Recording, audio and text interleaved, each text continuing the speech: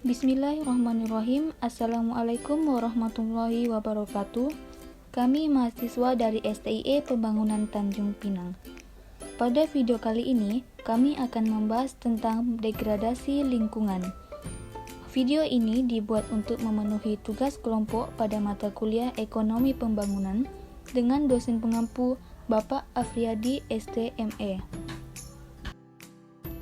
Kami kelompok 9 terdiri dari 4 orang, yaitu saya sendiri Nurmasita dengan NIM 2062266, kemudian Nanda Febrianti dengan NIM 2062265, Septi Triutami NIM 2062269, dan Siti Syahra NIM 2062270. Pada video kali ini terdapat beberapa topik pembahasan, yaitu 1. Pengertian degradasi lingkungan, 2. Penyebab degradasi lingkungan, 3. Jenis-jenis degradasi lingkungan, dan yang keempat, dampak dan contoh akibat degradasi lingkungan. Pembahasan pertama yaitu tentang pengertian degradasi lingkungan. Degradasi lingkungan menjadi salah satu penyebab penurunan kualitas lingkungan akibat kegiatan masyarakat, sehingga komponen-komponen pembentuk lingkungan tidak berfungsi secara normal. Intervensi manusia yang berlebihan terhadap lingkungan alami menyebabkan terjadinya degradasi lingkungan, seperti degradasi lingkungan perairan. Degradasi lingkungan perairan adalah suatu penurunan kualitas dan kuantitas air. Penurunan kualitas air ditandai berkurangnya debit air dan daya tampung. Terjadi perbedaan yang tajam antara musim penghujan dengan musim kemarau. Penurunan kualitas perairan disebabkan beban polutan yang masuk ke perairan melebihi baku mutu perairan. Beban polutan berasal dari kegiatan masyarakat di hulu maupun di dalam perairan yang menghasilkan limbah dengan kandungan parameter kimia, fisika, biologi melebihi baku mutu perairan. Selanjutnya, penyebab degradasi lingkungan. Penyebab degradasi lingkungan itu dibagi dua, yaitu faktor alam dan manusia. Faktor alam seperti gempa bumi, gunung meletus, tsunami, angin topan. Faktor manusia seperti kebakaran hutan, pencemaran air, tanah longsor akibat penebangan secara liar. Tindakan utama manusia yang menyebabkan degradasi lingkungan adalah deforestasi. Deforestasi itu sebagai hilangnya hutan. Hilangnya hutan rata-rata terjadi akibat permukaan lahan hutan yang dilakukan manusia untuk kepentingan ekonomi. Yang ketiga ada jenis-jenis degradasi lingkungan. Adapun beberapa jenis-jenis degradasi lingkungan yang akan disebutkan dalam penjelasan kali ini.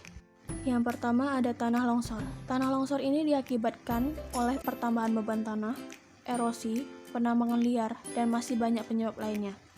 Yang kedua ada banjir. Banjir ini meliputi dua faktor, yaitu faktor alam dan faktor manusia. Faktor alam biasanya diakibatkan oleh curah hujan yang cukup tinggi, sedangkan faktor manusia diakibatkan penyumbatan saluran air, pembuangan limbah sampah rumah tangga, dan masih banyak penyebab lainnya. Yang ketiga ada pencemaran lingkungan.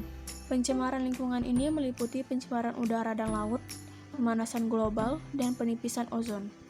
Yang terakhir ada pergersangan lahan. Kegersangan lahan dapat disebabkan oleh aktivitas manusia seperti penanaman dengan jarak yang rapat dan kurang baik praktik irigasinya. Baik, yang selanjutnya yaitu dampak dan contoh degradasi lingkungan. Degradasi lingkungan berpengaruh pada hilangnya keanekaragaman hayati. Ini terjadi akibat penebangan pohon besar-besaran secara liar atau secara ilegal dan tidak dilakukan penanaman kembali atau reboisasi.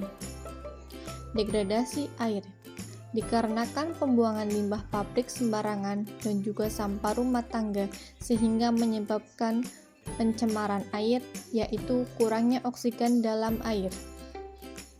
Selain itu, degradasi lingkungan juga berdampak pada perubahan iklim dan suhu, pengaruh iklim dan curah hujan, pertumbuhan penduduk, pertanian, dan pengolahan air. Contoh dari degradasi lingkungan: eksploitasi sumber daya alam yang berlebihan untuk mendapatkan hasil tangkapan ikan yang berlimpah. Banyak nelayan menggunakan bahan peledak alat tangkap yang merusak sehingga menyebabkan kelangkaan atau kerusakan habitat yang ada.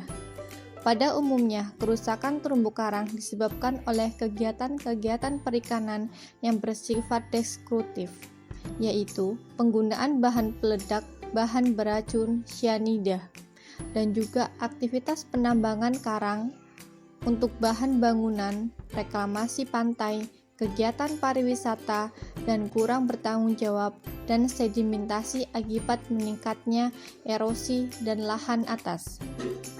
Berdasarkan persen tutupan karang hidup, dilaporkan bahwa kondisi terumbu karang di wilayah perairan Indonesia adalah 39% rusak, 34% agak rusak, 20% baik, dan hanya 5% yang sangat bagus. Oke, cukup sekian video presentasi pada kesempatan kali ini. Kami kelompok 9 mengucapkan terima kasih bagi kalian yang sudah menonton video ini. Semoga bermanfaat. Wassalamualaikum warahmatullahi wabarakatuh.